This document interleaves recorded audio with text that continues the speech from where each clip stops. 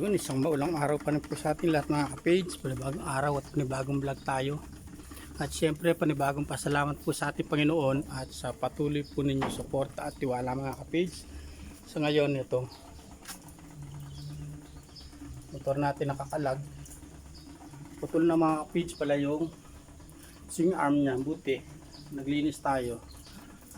Nakita ko mga ka-page sa putol na pala. Medyo delikado na siya.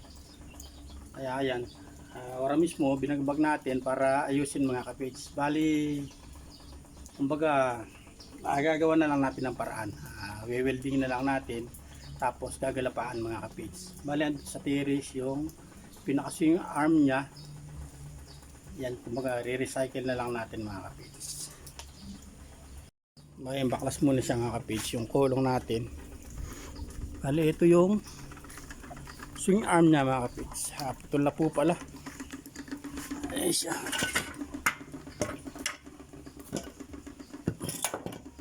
Siya mga ka-page. Dudugtong na lang natin. Tapos lalagyan natin siya ng angle bar mga ka-page para tumibay siya.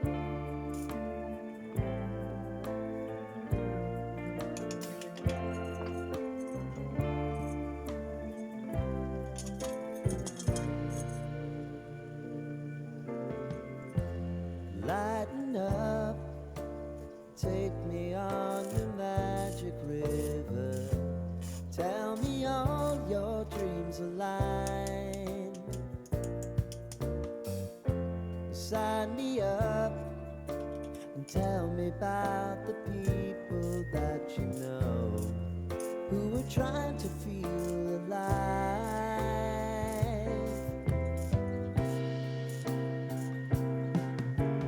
Life can get hard, so honey, if you need to cry, just come share my pillow and rain, rain, go away.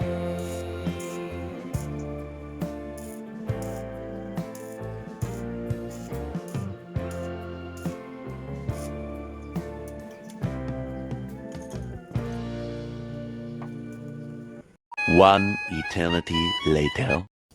Natapos na natin siya mga kapids. Ayan siya. Matibay pa siya sa dati mga kapids. Matibay pa to sa isang relasyon mga kapids. Ayan o. Pwede natin ikasa dito mga kapids. Pwede na po natin siya kasama mga kapids.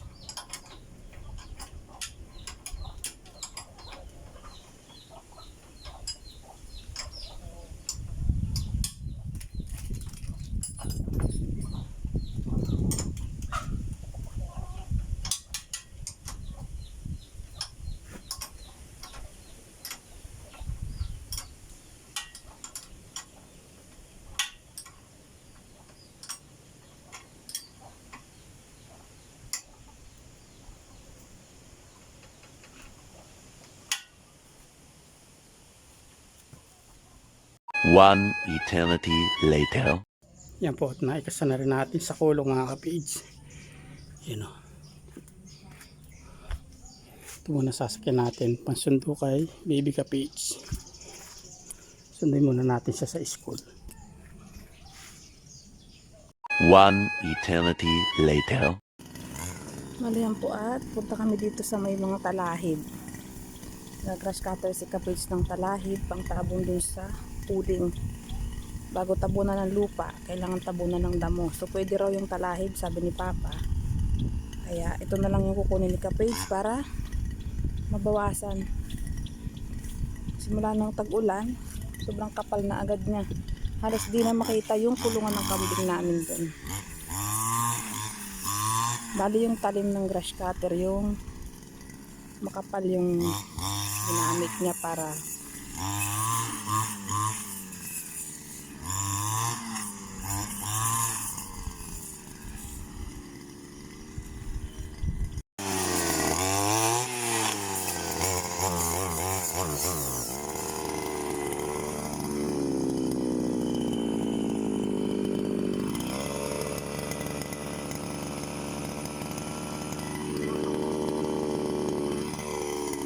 bulunan ata.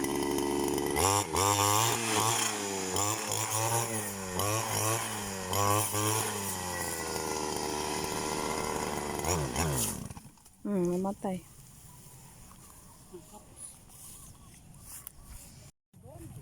Yun nga po at hindi nakakuha.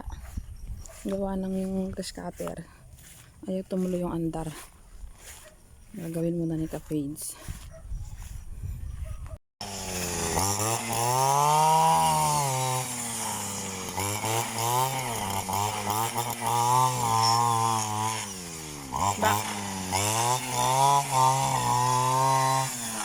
Yan at itong damo na lang daw po yung kukunin gawa ng sobrang nagloloko yung brush cutter.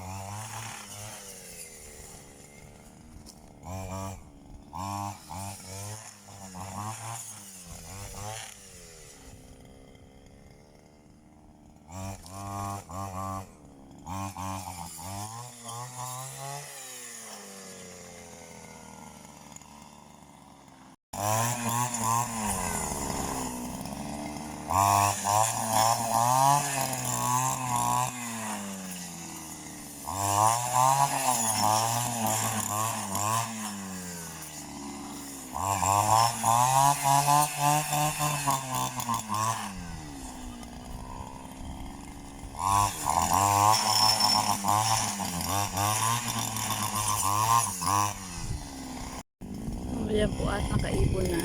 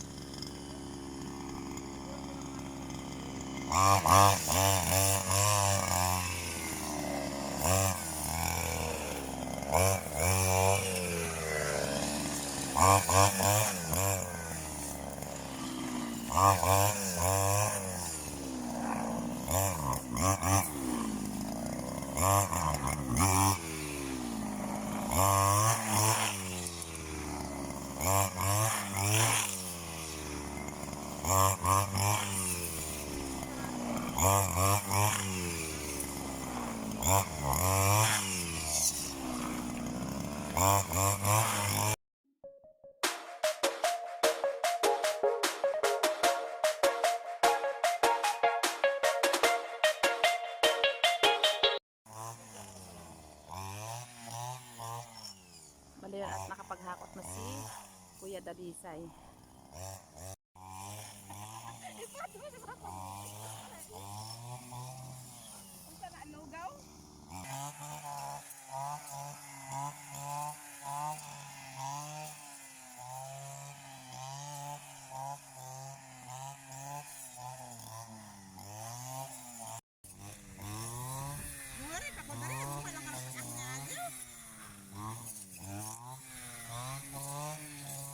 Nalabay dahang insekto.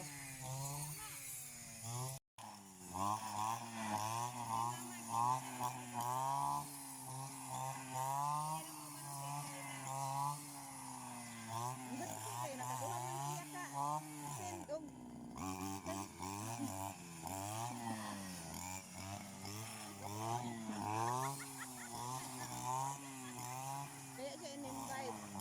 Galit na galit na rin. Dali si Kuya Dalisa yung taga-hakot.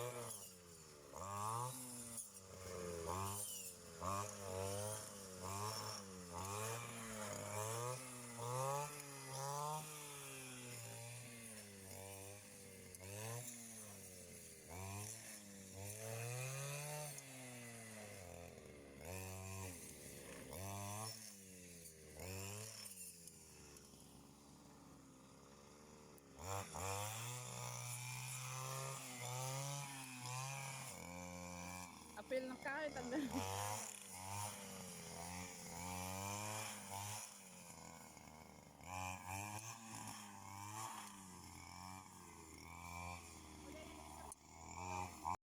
balintang lad natin. Sobrang labong na, lalaki ng puno. Sa timbangan, mabigat na to sa timbang. Ang problema, walang buyer. Medyo dumami po kasi yung nagtanim ng tanglad. Kaya ayan na. Sa katagtag-ulan daw po, mura yung tanglad. So hintayin natin sa summer. Sana umabot pa bago pa stable tong tataniman.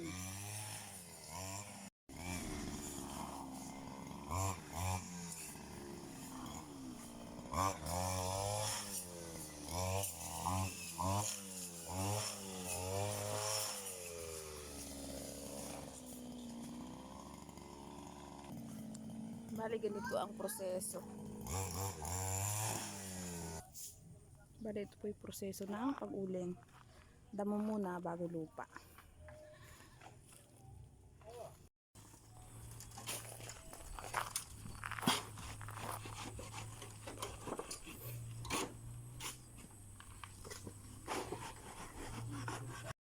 Bali yan po at atabunan na ng lupa para bukas ng umaga masindihan na siya.